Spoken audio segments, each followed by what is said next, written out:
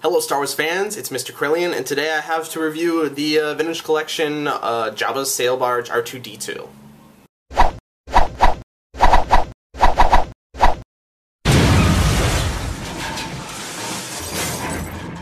Okay, so the first thing anybody notices about this guy is obviously his accessories, so that's logically the first thing to talk about. So the first big one is obviously this cup holder that he has on top of him. It's really nice and detailed. It's beautiful gold and has all sorts of little ornate sculpted details in there. And get this, every one of these cups is removable. They're on little pegs, which is fantastic. They are a size that will fit in some figures' hands very well and some not very well. They are fairly small, but they're really nifty little things made of a slightly transparent green plastic. This gold harness is a little bit flimsy, to where it feels like it could bend or snap pretty easily, especially if a little kid was playing with it.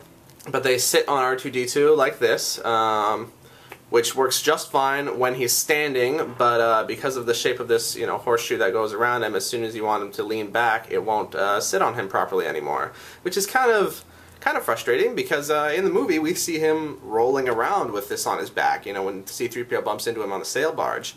Now of course we have this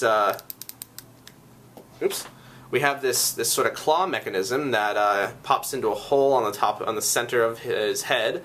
It sits really nice on his head and swivels well, and it matches up with the cups perfectly. And get this, if you do it just right, the claw that it has is just the perfect size to actually hold one of the cups in it, if you can see that, which I think is really neat. And I don't know if that was a happy accident or if that was designed that way, but it works. So despite the fact that R2-D2 can't roll with this on it because of the way that it fits here, this is definitely the best part about this figure. His next accessories are the Luke Skywalker's unlit lightsaber hilt from Return of the Jedi, and the periscope. And basically this can act as a filler, where he normally has a hole in his head there, and when you put the periscope in, it fills up that hole. However, when you put it in, it also pushes down this bottom leg, so you can't have the periscope in but have him standing upright. He has to, have the middle leg down. So obviously you can do the same thing with the lightsaber. You push it down in there, and his bottom leg goes down. Then when you want it to pop up, like in the movie, you push up the leg, and out pops the lightsaber. However, when either the lightsaber or the periscope is in his head does not swivel.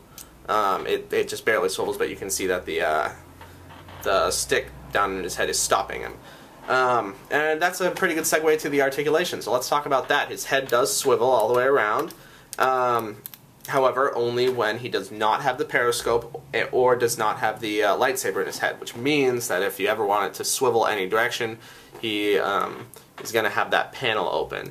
Now, when you do swivel him, the panel is covered up underneath, but you can still tell that there's a hole in his head even though it shows blue from underneath, so that's, I don't know, it's not a perfect fix. Let's see, next he can obviously swivel at his leg joints and then swivel at his feet as well. When you push the leg down into him, and the bottom middle leg pops out, it can also swivel at its ankle, I guess that's what that is.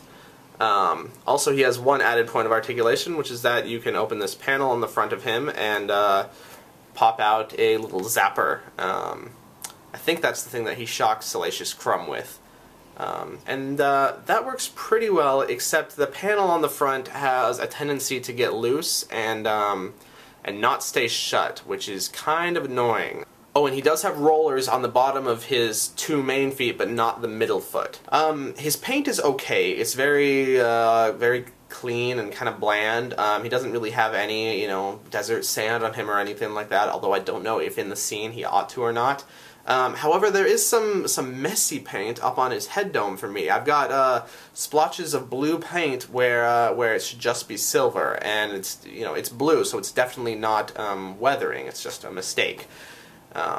His sculpt is just fine, but you know, it's an R2-D2 that's been done a million times, so it really ought to have a good sculpt. But all in all, I'm not that impressed with this figure. He seems a little bit small to me when I'm comparing him to my other astromech droids, but maybe that's just because the lights and sound R2-D2, which I have, that's my other R2-D2 that I have, is a little bit big.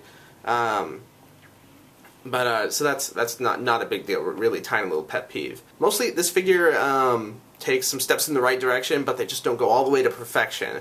You know, I said that this this accessory is the highlight of this figure. However, really, to complete the scene, you need to be able to have him, you know, be able to roll while he has it, and not have this happen. You know, and then it's really cool for on the sail barge that you can, you know, pop out the lightsaber and all that. However, it's annoying that that the head can't swivel while he has anything in it, and that means that if you ever want to turn the head, most of the time you don't have anything in that periscope at all. It's just an empty hole, which is a little annoying, you know. Just minor annoyances.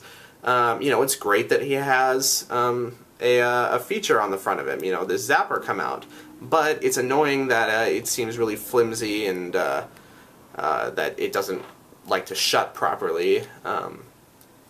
So, you know, there's just a bunch of little problems. So, I'm going to give him a 3 out of 5, because I'm sure there are better R2s out there, but I'm sure there are worse ones too. This is a figure that they make tons of, and if you're buying this one, you're buying it because you want this cool accessories, not because this is necessarily a great R2-D2 figure. Yeah, so I hope this review helped, and may the Force be with you.